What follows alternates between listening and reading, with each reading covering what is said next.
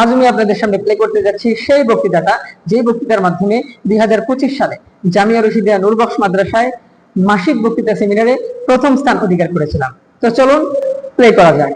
আসসালামু আলাইকুম ওয়া রাহমাতুল্লাহি ওয়া বারাকাতুহু। আলহামদুলিল্লাহি ওয়া সালাতু আলা আহলিহা আম্মা বা'দ।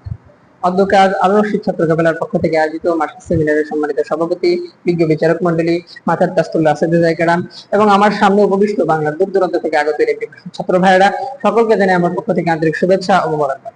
উপস্থিতি, আজ আমাদের বক্তৃতার বিষয় নির্ধারিত হয়েছে মুহররম আশুরার তাৎপর্য এবং আশুরার করণীয় ও বর্জনীয় সম্পর্কে।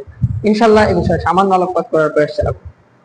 উপস্থিতি, উপস্থাপনার সুবিধার্থে আমি আমার বক্তব্যকে 5 ভাগে বিভক্ত করেছি। 1. মুহররম ও তার তাৎপর্য।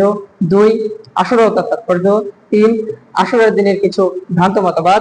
4. আশুরার দিনের কিছু কুসংস্কার ও তার বাস্তবতা সম্পর্কে। 5. আশুরার দিনের করণীয় সম্পর্কে। তো চলুন কথা না বাড়িয়ে আমরা আমাদের মূল বক্তব্যে